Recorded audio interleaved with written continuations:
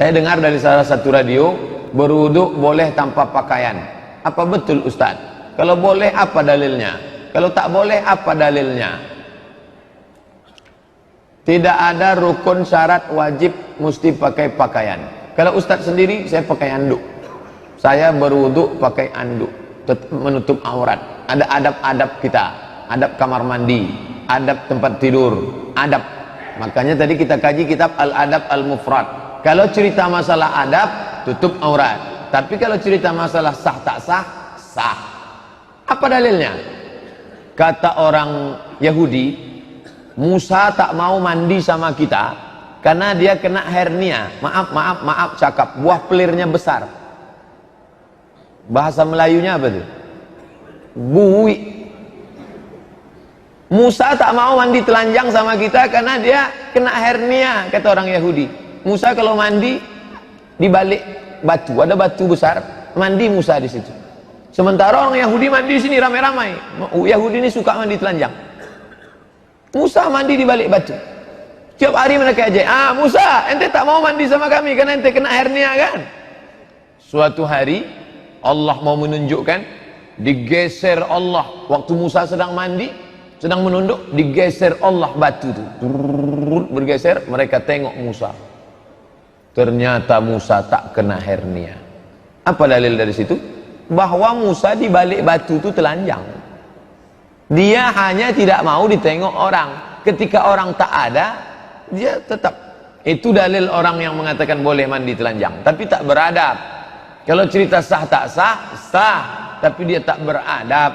Bedakan antara fikih dengan adab. Fikih itu mengatur sah, makruh, wajib, rukun, syarat, wajib, sunat, sah tak sah. Tapi kalau sudah cerita adab, tata krama kepada Allah Subhanahu wa taala, cerita masalah akhlak, pakai basahan. Walaupun tak ada orang menengok. Orang yang rela tidak disolatkan kalau mati, apakah dia sudah kafir? Orang yang mengangkat pemimpin kafir itu kafir, walaupun dia tidak mengeluarkan statement. Walaupun dia tak mengeluarkan statement, jangan solatkan saya.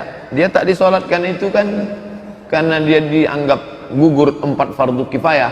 Tidak dikapankan, tidak dimandikan, tidak dikapankan, tidak disolatkan, tidak dimakamkan di pemakaman kaum muslimin. Jadi solusinya bagaimana? Dia mesti taubat, taubat nasuha. Pokoknya tak ada hancur di bawah hancur. Di dunia hancur, karir hancur, orang tak percaya, umat tak percaya, di akhirat neraka jahanam tempat dia. Satu-satunya jalan taubat. Mudah-mudahan taubat dia. Taubat nasuha. Kalau tidak, na'udzubillah. Ana akwat, mohon doanya Ustaz, semoga Allah melembutkan hati orang tua saya untuk mengizinkan saya mondok menghafal Quran. Saya sudah minta izin mengirim video keberkahan bagi diri orang tua yang anaknya hafal Quran, tapi beliau tetap tidak mengizinkan. Beliau berpendapat Al-Quran tak perlu dihafal. La ilaha illallah, la haula wala quwata illa billah. Berapa banyak jamaah yang meneteskan air mata karena anak lari dari pesantren. Orang tua saya termasuk yang tak bertuah, kata orang Melayu, karena saya tak tamat pesantren. Cuman setahun saya di pesantren. Saya termasuk yang lari dari pesantren. Mungkin dulu kalau saya tamat pesantren jadi ustadz saya.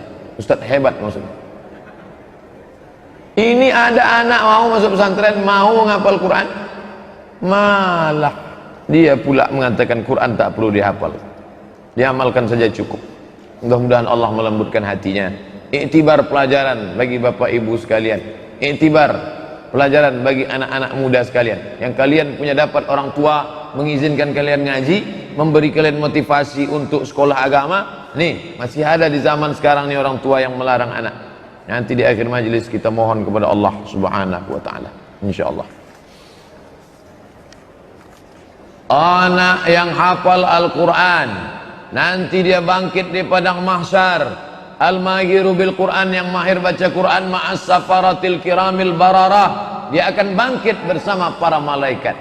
Anak yang hafal Quran soleh, bisa dia memberikan syafaat pertolongan. Ada syafaat orang beriman, ada syafaat malaikat, ada syafaat Nabi Muhammad, ada syafaat Allah, ada syafaat Quran, ada syafaat anak-anak yang soleh.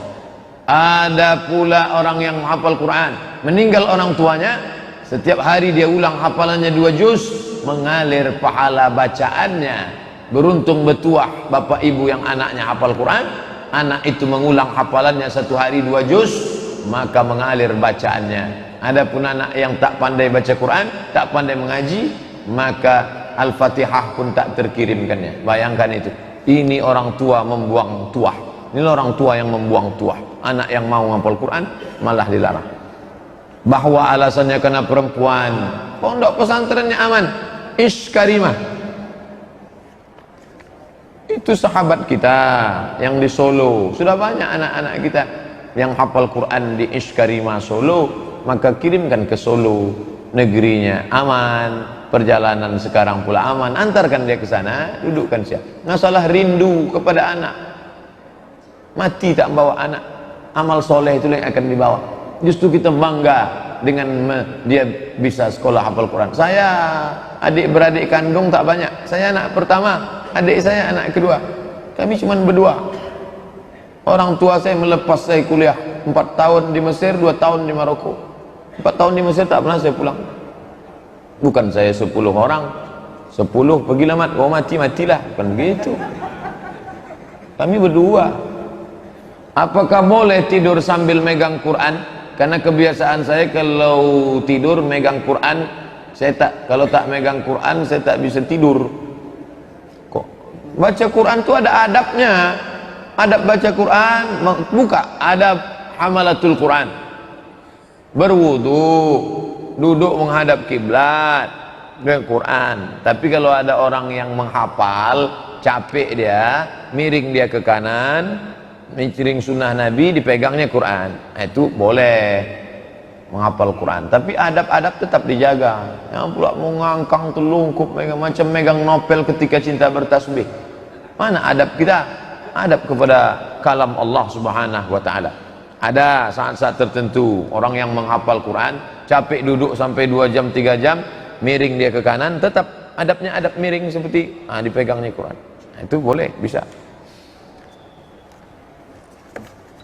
Mengambil ini mesti dari bawah. Nanti kalau tidak masuk surat tilang. Apa hukum mengambil keuntungan lebih dari 400%? Fatwa Syekh Atiyah Saqar, ulama besar Al-Azhar, dalam kitab Fatwa Al-Azhar, penjual boleh mengambil untung berapa persen terserah, tidak ada ketentuan. Lebih dari 100% riba, tidak ada, selama tak ada unsur tipu di dalamnya.